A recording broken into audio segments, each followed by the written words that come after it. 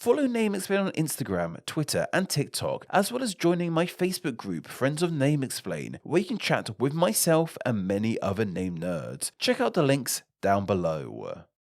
Homosexuality was only made legal in England and Wales in 1967, and even at this point the Sexual Offences Act of this year only decriminalised sex between men, not women, and the age of consent was 21. Now to many watching, 1967 might seem like quite a long time ago, but in reality it was just over 50 years ago or so. Let's put that into perspective. Famous gay British men such as Elton John, Stephen Fry, and Ian McKellen were all born before their sexual orientation was even legal. People were obviously still gay before it was decriminalised. So how did these men, as this video will primarily be focusing on gay men due to the very nature of it, get away with being able to love the people that they did? Well, it all had to be done in secrecy. And this secrecy even included a special language that gay men used to talk to one another so they could speak about their orientation in public without being caught by the likes of undercover police. Now I say language, but perhaps a better term like slang or cant might be a tad more fitting. Whatever the case, we'll be using the term of language to refer to it in this video, and this language is called Polari. Polari was primarily used in the United Kingdom, London to be exact. So why does it have such a non-English sounding name? Well, the name of the language actually comes from Italian, from their word of parlare, meaning to talk, which makes sense as languages are all about talking. The language has its roots in the 19th century, but there's evidence that it goes back even further. In the 16th century, Shakespeare used the term of bona, meaning good, in his play, Henry IV Part 2. Bona is a mainstay of Polari. We don't know, however, if Will was using Polari, or if Polari picked up this term from him. Polari has deep links to the theatre, however, so that could explain the link, but more on the theatre later. Polari is actually derived from a mixture of different languages and slangs. It borrows from Italian, hence why the name is of Italian roots, as well as Romani,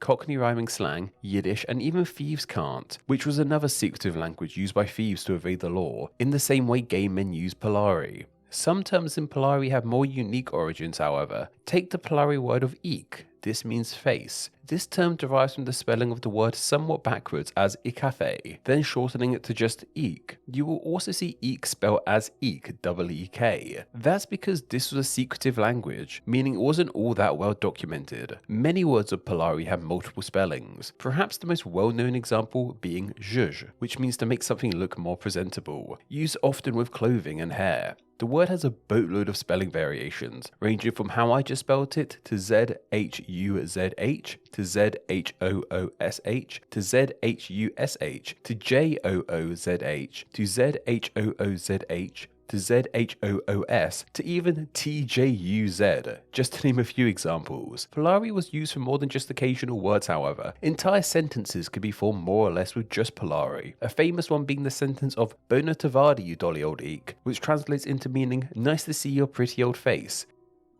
This line comes from a 1960s radio show called Round the Horn, which starred Hugh Paddock and Carry On legend Kenneth Williams. As to how many Polari words actually are, it's somewhat debated. Most sources agree that most gay men would have had a lexicon of around just 20 Polari words they would use regularly. However, lists of Polari words can go up to around 500. Despite the language being so linked with British gay men now, it didn't actually originate with the homosexual community. The language has its origins across London, in places like fish markets, fairgrounds and circuses. These kinds of places often contain people from all across the globe interacting with one another. Fairgrounds and circuses in particular were often run by Romani speakers, hence why Romani is such an influence on Polari. Another place Polari was used heavily in the 19th century was in the theatres of London. Theatres also had a habit of drawing in workers from all across the globe. Another group of people linked with the theatre are homosexual men. For a large variety of reasons, gay men have worked in the theatre for a very long time. The theatre has been a welcoming safe space for gay men, where they would not be judged or demonised for their sexuality. Sexuality and gender has always been more accepting in the theatre too, going as far back as men playing the roles of women in Shakespeare's time. It was through the theatres that gay men picked up on Polari, and in turn started to use it as their own secret language in and and out of the theatre. One of the more pivotal places where Polari was used was during Punch and Judy shows. Now, I'm not too sure how well known of Punch and Judy is outside of the UK, but these are puppet shows that feature the characters of Punch and Judy, as well as an assortment of other characters too.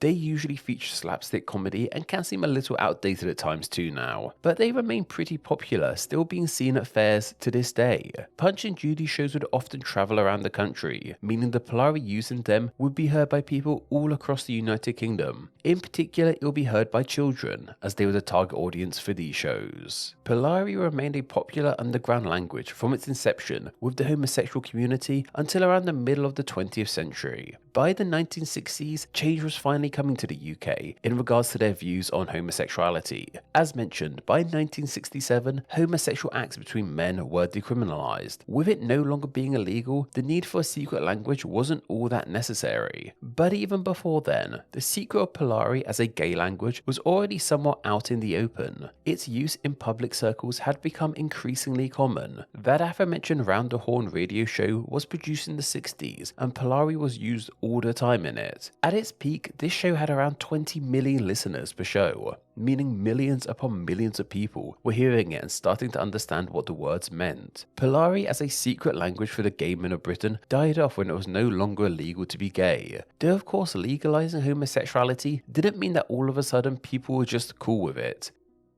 Gay men and women in the UK and across the globe still face huge issues that need to be addressed. While being legal, homosexuality was still seen as taboo in the UK. The then Home Secretary of the UK, Roy Jenkins, even said on the matter of homosexuality when it was legalised that those who suffer from this disability carry a great weight of shame all their lives, which is honestly heartbreaking to hear. The stigma around homosexuality in the UK carried on throughout the 20th century. Noticeably with the AIDS epidemic in the 1980s, with gay men being seen as the culprits behind it all. Civil partnerships between gay people were only legalised in 2005, and it wasn't until 2014 that marriage was made legal between gay people in the UK. It's been a long, continuous challenge to say the least, but at least gay men don't need to use a secretive language anymore. But here's the thing, Polari hasn't really gone away all that much. While not really used as a full language in this day and age, many words that originated from Polari are still used pretty regularly, especially here in the United Kingdom, and these terms are pretty much used by everyone, as opposed to just gay people. There are many words that you probably may already know about, and may even use today, that derive from Polari. A favourite of mine has to be naff. Naff is a word meaning something is low quality, or just a bit rubbish really. E.g., that new movie was a bit naff. I use it all the time and had no idea that it came from Polari. Other words like butch meaning manly, camp meaning effeminate, and mint meaning to walk in a specific way, all come from Polari too. Bevy meaning a drink also stems from Polari as well. However, it's simply a shortening of beverage, so that might have come about anyway. As Polari has links with sexuality, it means there are some more sensitive words, shall we say. I won't explain them fully here because YouTube might demonetize me, but a notable example is blow.